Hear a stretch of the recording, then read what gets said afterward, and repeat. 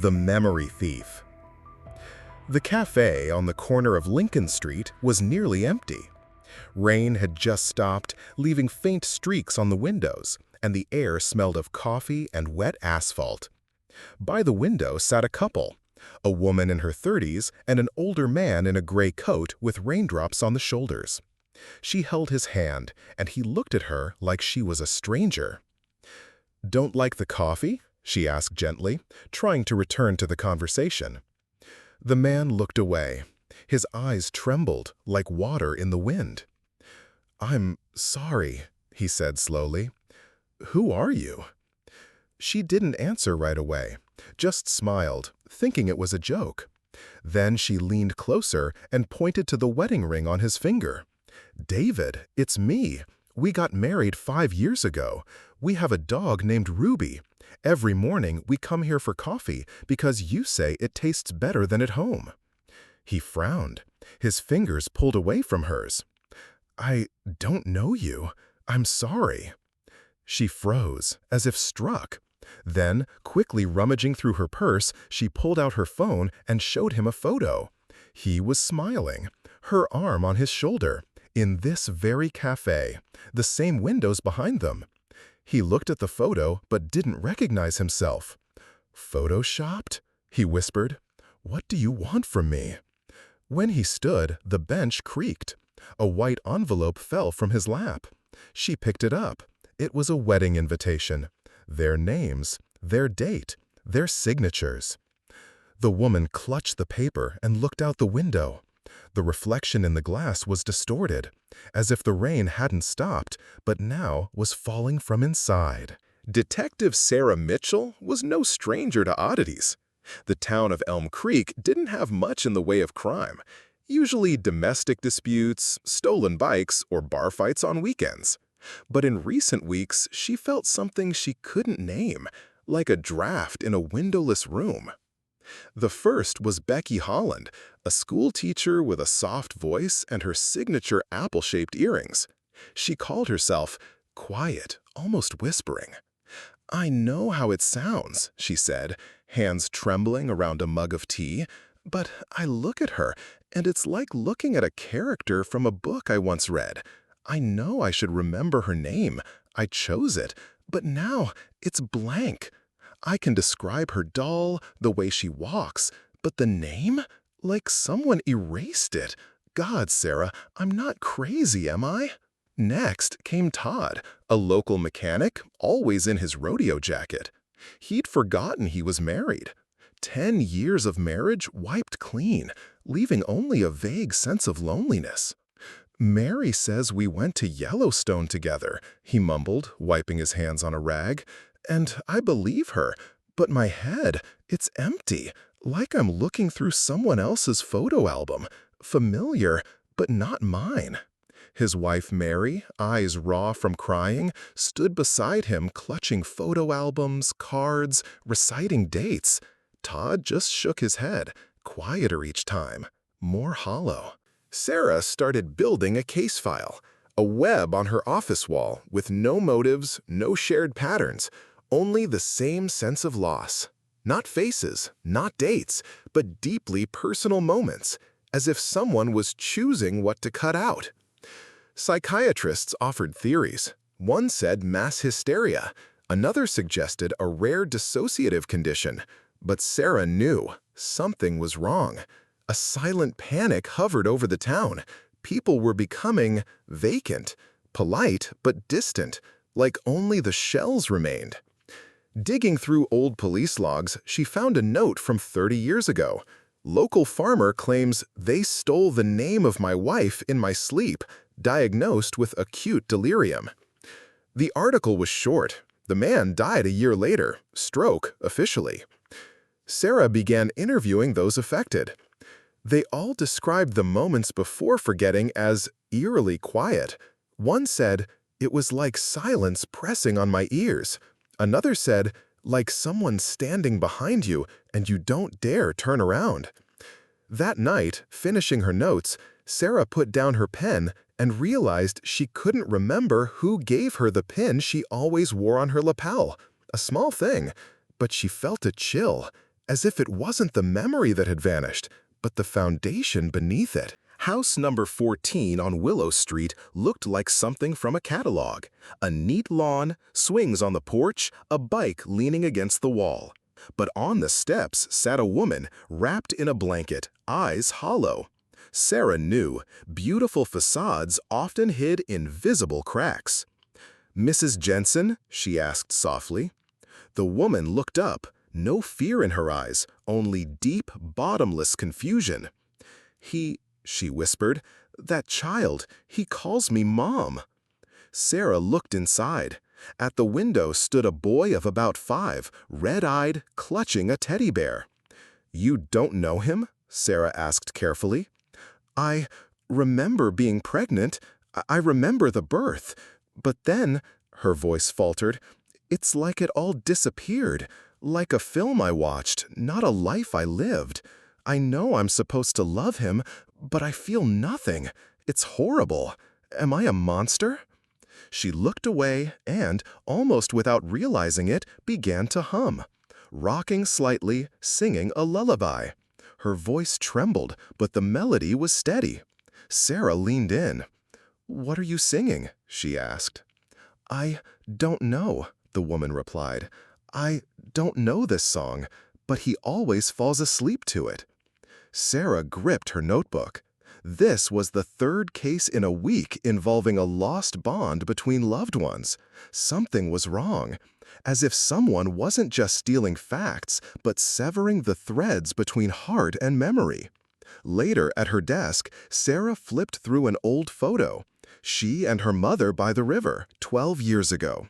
Her mother's arms wrapped around her shoulders, both smiling. Sarah remembered the day, the scent of lilacs, but not a single word they exchanged, just the image, empty of meaning. She tried recalling the small things, what gift she gave her ex for his birthday, her history teacher's name, where she kept her father's letters. Nothing. Sarah leaned back, hand pressed to her forehead. It wasn't fear inside her, it was something more unsettling, doubt. What if this isn't an illness?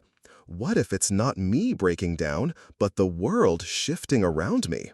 What if someone is changing the very fabric of reality, leaving gaps I call memory loss? A sharp flash sparked in her eyes, sudden like an old camera shutter, then gone. Her heart pounded.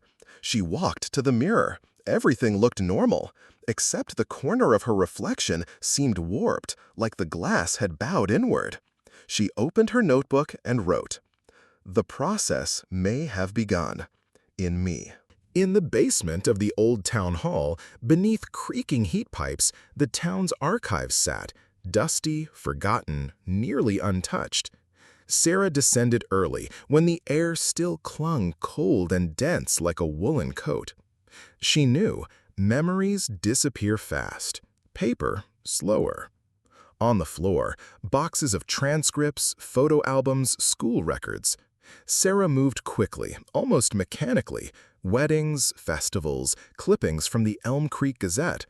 She wasn't looking for content, she was searching for gaps. Not what was written, but what had vanished. There, a photo, Todd and Mary beneath an arch of balloons. Wedding. Caption, 2007. Todd swore he had never been married. Another, a faded article, Teacher Becky Holland leads school parade. On the videotape in the same box, Becky gives a speech. But the little girl beside her, her face is smeared, blurred. On the 4th viewing, the sound disappeared. On the 5th, the screen went black. Sarah shut off the player. Her palms were damp. It wasn't fear, it was deeper. Like the ground beneath her trembled, and no one else noticed. On the shelf, something caught her eye, an old poster, hand-drawn masks in faded ink. Musical, The Light in the Frame, One Night Only, Elm Creek Theater, 1997. She froze. She remembered walking past that very theater as a child, hand in hand with her mother. It was cool out, early evening. The poster fluttered in the breeze. Her mother had said, "Strange, I don't remember them ever putting on plays here." Then added, almost jokingly, Some scenes aren't meant to be reopened. Sarah hadn't understood then, but now the poster felt like a door or a mark. She pulled out her own high school yearbook, flipped through it. The graduation page, herself, classmates, bouquets, but one boy in the background, blurred, almost like a shadow, and closer than before. Sarah gripped the book's spine as if it could ground her. A line came back to her, something the old veteran had said. First the faces go, then the feelings, then you. The wind howled outside the garage, but inside it was quiet. The kind of quiet that felt too dense, like the world was holding its breath. Sarah stood by the cluttered workbench, watching the man in front of her pour whiskey into a chipped mug. Art Holloway was a relic of the town, a Vietnam veteran, long retired, long angry. The kind of man who wore silence like armor and sarcasm like a badge. "You're not the first to come asking strange questions," he said, not looking at her. "But you're the first who doesn't treat me like a lunatic." Sarah nodded. "Because I've seen it too." Art smirked and sipped. "Course you have. That's why you came." He led her to the back room, where the air smelled of oil and dust. On the wall, a corkboard covered in notes, string, blurry photographs, newspaper clippings from decades past. One yellowed slip was pinned dead center. "They eat what makes you human." Sarah read in silence. "You think this thing has been here before?" she asked. Art nodded. 1987. Fellow from Kansas City passed through. Woke up one day and didn't remember his name. Cops thought he was high. I sat with him for hours. He cried like a child, but didn't know why. Then vanished. He pulled out a photograph, a shadowy blur caught in the background of a 4th of July parade. "I call it the Ash Man," he said, "because the closer it gets, the more things start to burn from the inside out. Not fire, just gone." His voice was dry, cracking, but not afraid. Art didn't do fear anymore, only tired sarcasm. "You want to trap it?" he asked. "I want to stop it," Sarah replied. Art laughed, low and hollow. "That's like asking to stop forgetting your own name." Then he grew serious. "There's a place it favors, always has. The old theater. That's where it listens." Sarah's fingers twitched. The poster, the yearbook, the feeling. "And what happens if I go in?" Art finished his drink, poured more. "You better bring something at once, or it'll take everything." Sarah wasn't sleeping, and when she did, it was worse. She dreamed of black corridors, echoing with names she couldn't grasp, her mother's face flickering like a bad reel of film, voices calling her by names that weren't hers. By day, she functioned like a machine, work, interviews, case notes, but something inside her had shifted. The world had edges now, too sharp, too close. She snapped at a rookie who misfiled a report. Later, she stared at her reflection in the glass of the coffee pot, ashamed. But the anger remained, raw and pulsing. Emotions began slipping. The good ones dulled, but the darker ones sharpened. Guilt, frustration, cold calculation. It was as if, stripped of memories, her body clung to whatever was left. Pain became the only compass. One evening, John stopped by her office. He was her colleague, once almost something more. He brought Chinese takeout and a hesitant smile. "You look like hell," he said gently. "Thanks," she muttered, not looking up. He sat down, opened a container. "Thought you could use company. Maybe someone to remind you you're still human." She paused, then coldly. "And what would you know about that, John?" He flinched. "Sarah." "No, seriously." Her voice trembled, edged with something metallic. "Do you remember our first case together?" John nodded. "The Miller Brawl, abduction. We found her in the shed, and—" Sarah stood. "Wrong. That was my second case." John blinked, uncertain. "I don't need company. I need clarity." And unless you can give me that, don't sit here pretending like you understand." He rose slowly, backing toward the door. "You're not yourself," he said. Sarah looked at him, and, for the briefest moment, couldn't remember what color his eyes were. "Exactly," she whispered. After he left, she sat down. Her hands were shaking, but her mind quiet, focused. Whatever was happening to her, it was accelerating, but it was also revealing something. A brutal kind of lucidity, one built on loss. The Elm Creek Theater had long been condemned, yet someone, or something, kept the front doors unchained. Sarah stepped inside. Dust swirled in the narrow shafts of light cutting through broken windows. The stage loomed ahead like a gaping mouth. Every seat empty, every whisper held in the velvet. She carried with her a worn notebook filled with her life, her father's handwriting, the name of the street where she broke her arm, a ticket stub from her first concert, smudged Polaroids, and, in her pocket, the drawing from the boy. She stepped onto the stage and spoke clearly, like calling a name in the dark. "I brought what you want." The air shifted. From the far side of the stage, it emerged, not walking, but arriving, like a thought turning solid. A tall, ash-colored figure, limbs too long, texture like soot and static. It made no sound, but the silence around it thickened. Sarah opened the notebook. She began to read. The moment she spoke of her childhood, the thing twitched. As she read about her mother's perfume, the creature's skin changed. The matte ash surface began to ripple, becoming almost translucent. Beneath it, not organs, but something like trembling glass. And then, a sound. A quiet, intimate inhale, as if it were savoring the memory. A sigh, but with echo, like 1,000 voices gasping from far away. Sarah's voice trembled. When she reached the story of her first love, the creature cracked. Not visibly, but with a subtle distortion, like a radio signal torn. It shuddered, the glassy skin briefly warping, as if the memory was too sweet, too human. It hurt. But it kept feeding. Tears slid down her face, not from sadness, but from something stranger, as if the act of giving away her joy was tearing her from herself. Then she reached the final page, the one with the boy's drawing. She lifted it. "I remember him, even if his mother didn't," she said. The creature stepped closer and faltered. It seemed to bend, curl in on itself. A flicker, not of rage, but hunger denied. Sarah took a breath. "Take it," she whispered. The notebook fell to the floor. The creature dropped to its knees, and from deep inside its chest, the sound of burning rain. Sarah walked out of the theater just before sunrise. The streets were wet, though it hadn't rained.